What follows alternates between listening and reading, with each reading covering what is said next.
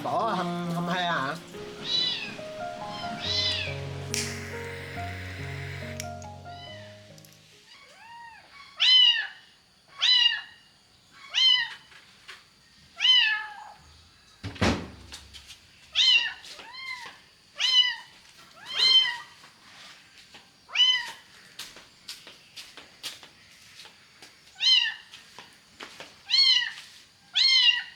Bà bò kêu bọn em về he con, còn he con hay thôi. Thấy tội quá rồi đem về nuôi cho nó biết ăn kìa. Nấu y nó cao học. Ở chợ rẻ rồi á. Cái chợ họ bỏ, sống theo bò nó gọi cây họ bỏ 4 con rồi. Em ơi trời ơi. Ghê. Ôi. Thương chưa? Đang. Ông ngoại.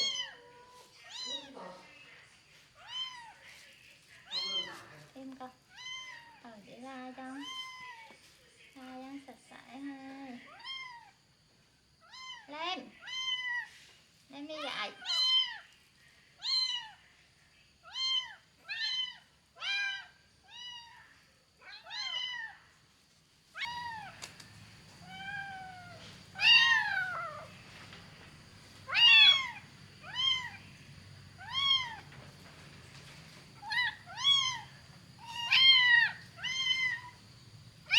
Từ này.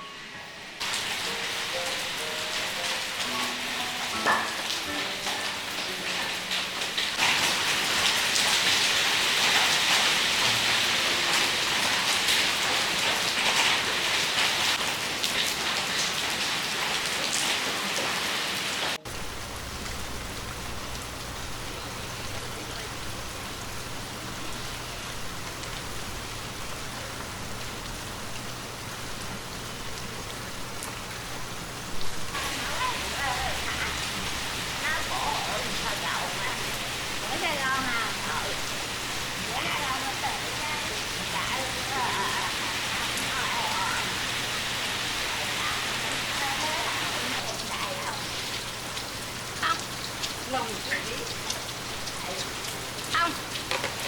em nói em biết.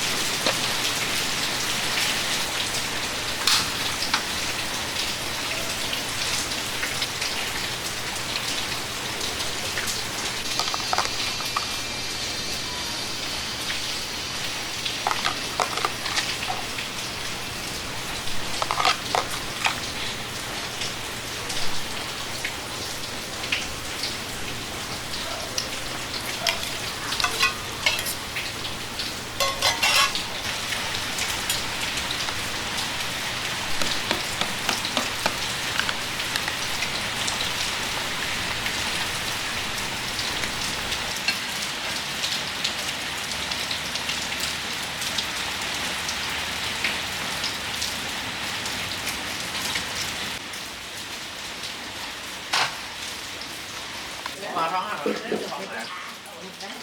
Tiếp thì làm sao thay đó.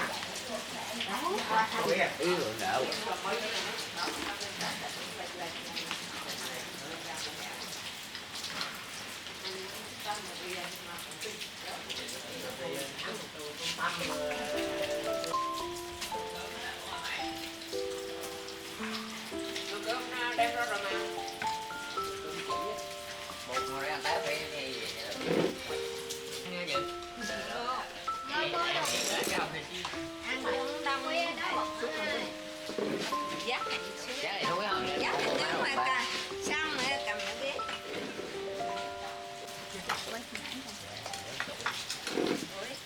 Ngon ta. mà có điện ra tủ thì cho mấy lần này Bán đâu. thịt bò tủ cho mấy lần Chẳng không có điện mấy ngày nữa thôi á. Mà chẳng là bây giờ cũng mà nó thấy cấp 10 cái mua Google cả từ cấp 10 cửa mua cái nó nhò mà đây là bạn lúc thôi hơi giọng. tiền anh xài tiền thôi Hay là em dùng không? Hay là chuyển ra. Nó mẹ giống nó mấy mà đừng thấy đâu biết. Nào phải rót đây. Ăn đây. Đây đây bộ là cả. Nghe bọn mà hai tiếp ở đây mà ngủ rồi dắt mà không biết rác như này đóng cửa lại tiếp bay không bố Minh Định $20 Thằng mốt của mình mới lột ở đây. 20 năm hay à đó bỏ không hay hả không máy bỏ cũng vậy giờ lẹ với cùng lẻo cùng tung bây giờ là từ 50 á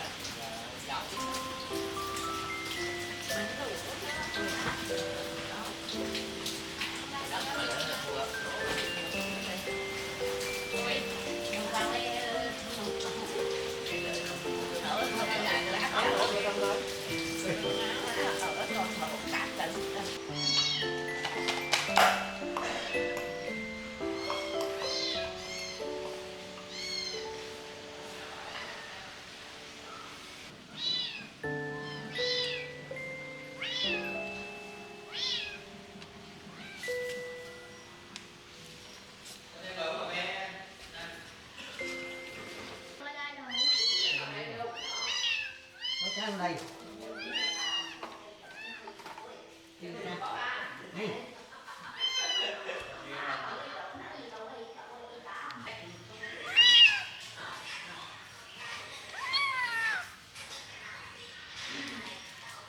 Sữa.